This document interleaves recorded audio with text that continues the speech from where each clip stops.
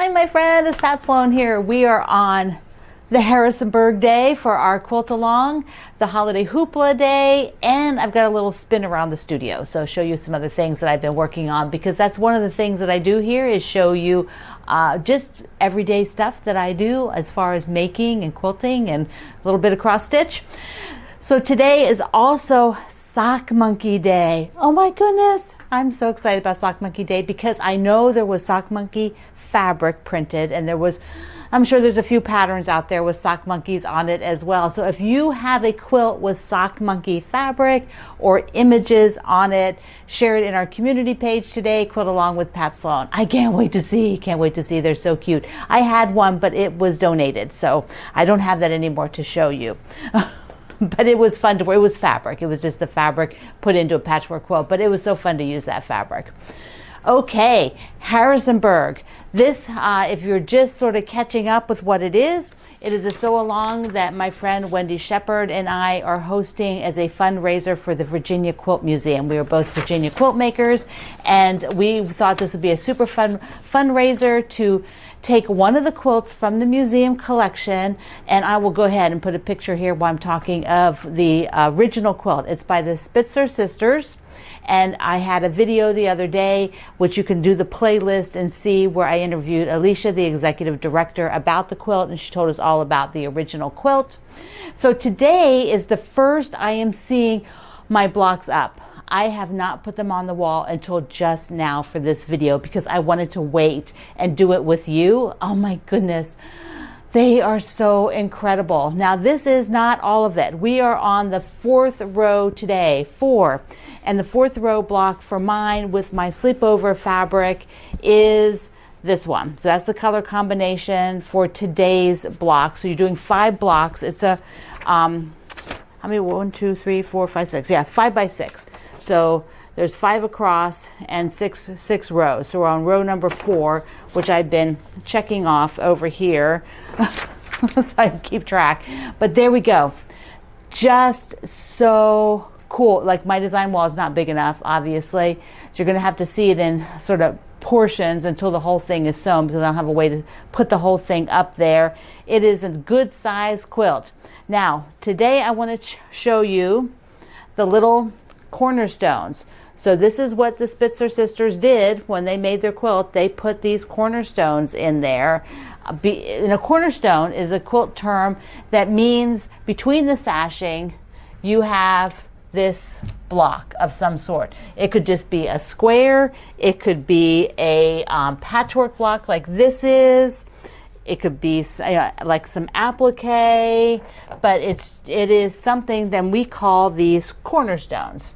So they are scrappy. Remember, the original quilt is super scrappy. Wendy's version, let me just pop a picture of Wendy's version, is also super scrappy. She did all blues and creams. Mine is using all of my fabrics from Sleepover. And so they're a variety, they're all mixed up, but I didn't add in anything else. So I'm just going to put all of these up here so that you can see them. Oh my goodness.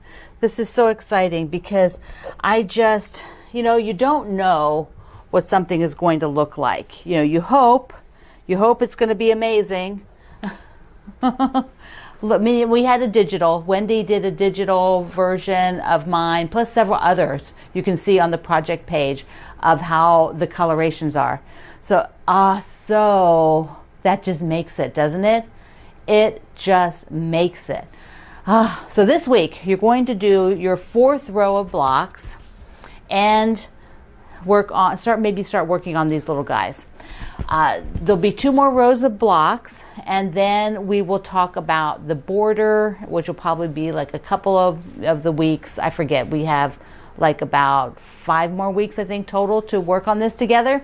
Now, you do want to be working on it if you're interested, because Wendy, Alicia, the executive director of the museum, and I have been chatting about some fun things. And so you need to have at least a top of some sort done by the end of the quilt along, or close to the end. Not the exact end. We'll get a little leeway in there, but we have a couple of fun things. We also, if you're making the entire quilt with the border blocks and everything, Yeah. Think about that, because there's going to be a very small opportunity for some of those quilts. So I'm not telling anymore. It's just a little sneak peek. Yeah.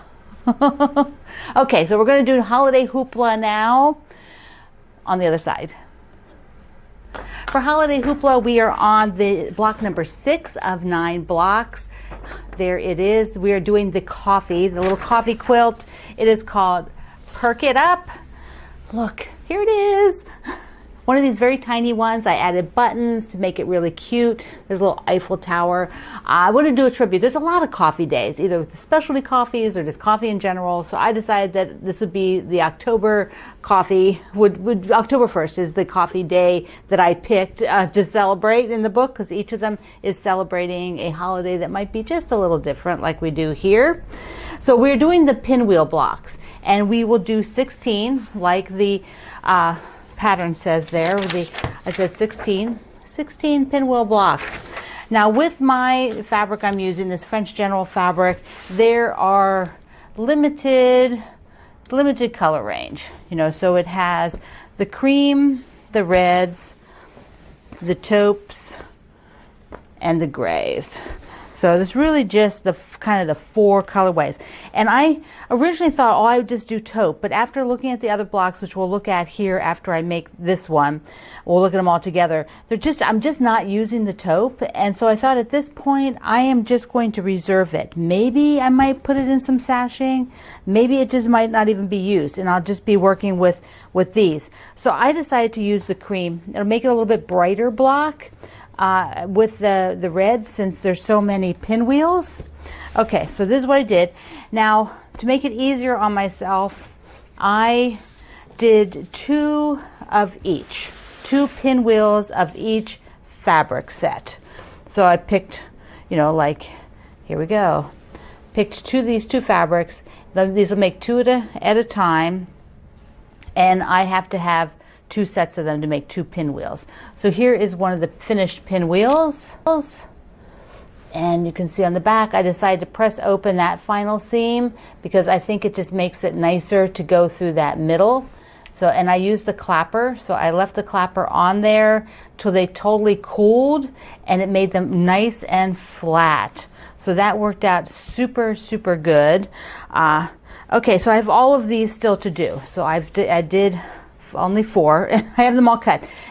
Now, if you are using an AccuQuilt and you know that you're not low on any of the fabrics, you can definitely save yourself a little time and run them through the AccuQuilt. A couple of these, I'm actually using almost all. Like one of them, like this is all I have left of the fat quarter at the moment. And so I'm kind of reserving it. I don't want to waste it because there's still 3 more blocks, and I might decide that it's just perfect and it's just the right amount for one of those. But, as you know, with these, the color range is very, very similar. All the fabrics are very, very similar color range. They just have different patterns on them. So they're much more interchangeable than some fabric lines when you get them all together. Okay, so I'm going to do the rest of these pinwheels. We'll take a look at all the blocks together on the wall. Before I sew them, I wanted to show you the blocks individually. There's 2 of each, and so there's 16 blocks, and I will mix them up.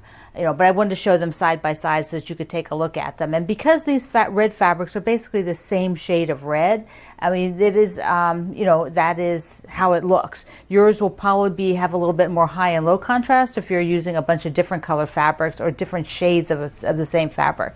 But if you want to do something different, you can cut an 8.5-inch square and put it in the middle. So that'll give you a totally different look. You'll do 4 less of the blocks. You would do 4 less blocks, and then just put an 8.5-inch square in the center. So that gives you something different. I am going to sew mine up with all of the half square triangles. There they are together. So good. The cream really helps here. It lightens that all up because of there being so much of the red in the same tone. Well, the whole thing has a lot of red, but it's awesome. It's just awesome. I'm loving it. Okay, so I've got to work on more half square triangles this week. I want to get more of those made. And then next week, maybe we'll talk about sashing color. We'll take a look at what do I want to do with my fabric, and you can think about what you want to do with yours. couple other things I want to look at is my flea market flowers cross stitch. Whoop, let me just open this up. And then we're going to look at it because I just thought I'd go through one of my thoughts on the thread colors, because it's no different than like thoughts on your fabrics and stuff like that. So, okay, I'm working on this one, which you can see, so like I said, I wanted to do this whole thing before I go and work on something else for a little bit. Maybe I have one that I might finish, a small one. So there's what I'm doing, is the center of that yellow guy. So let's take a look. Let's see the thoughts. I'm using this jump ring for the floss bitties. I just love it because it actually, I can put it, see, I've got the metal book holder, and that just goes on one of the magnets and hangs up there. It is so perfect. Okay, but I digress. What we have is the center of this guy, and they're basically two shades of turquoise, just like this one, where there are two very similar colors to each other to fill that middle.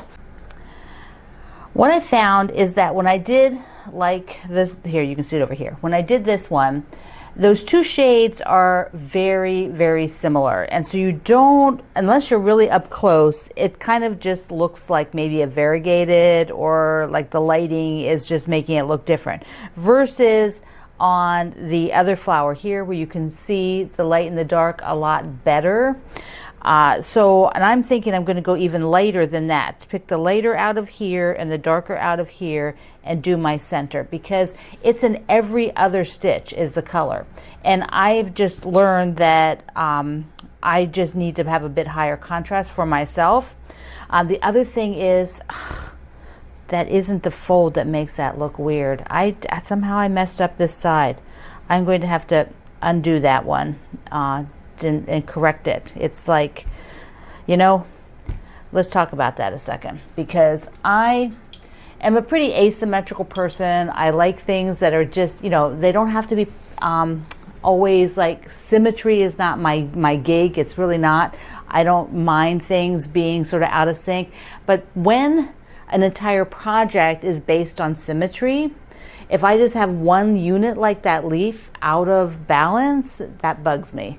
Because you look at the whole project, it is sort of a collage of things, but it's balanced. Every stem has a leaf on both sides, identical, symmetry. There are like, 4 around and then 4 in the corner, in the center, so symmetry. There's tons of symmetry within each item. And so having one leaf, which is kind of like, looks like the bugs ate the side or something, that's not going to do it for me. So I will take that leaf out and redo it. It's not very much. With me, and you want to get in sync. Okay, so I'm happy because I'll just show you the whole thing again. So I have a lot of this done there. So I just have one more flower like this, and then one across the bottom, and then this side is done. Okay, so the other thing I have is the red Zinger. So I did get, let me pull it over here. I did get the red Zinger trimmed. So this, so awesome. It's so awesome. So the quilt, the red Zinger quilt is trimmed and ready. I have to do a label. I looked through my stuff. That's why I had that Longaberger basket out for a while, because that's got all the bindings in it. And there was just nothing. I pulled nothing out for this when I sent it to the spa to be quilted. I didn't at the same time do a sleeve or do any, the sleeves usually come back from the edges. I'm going to show you that. But I didn't do a label, and I didn't do the binding. I'm like, whatever. So now I'm doing that. This is the backing. And so when I trimmed the edge, trimmed off the pieces from the backing after it came back from being long armed, one of these, probably I'll take the wider one, will become my sleeve for this, so that I have options whether I want to hang it on the curtain rods that I use, or because it's heavy. This is very heavy with all those salvages. It's heavy. It's gonna hang on the curtain rods. So I will take off this little bit of batting. I'll probably just pull it back and just trim that off.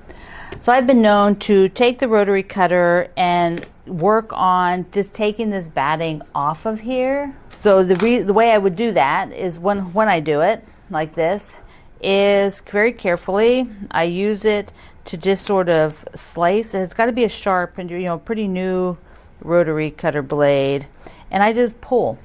So I'm just taking the blade and nicking the threads there and pulling it along so I can pull this off and save as much of the fabric as possible. And I do this often.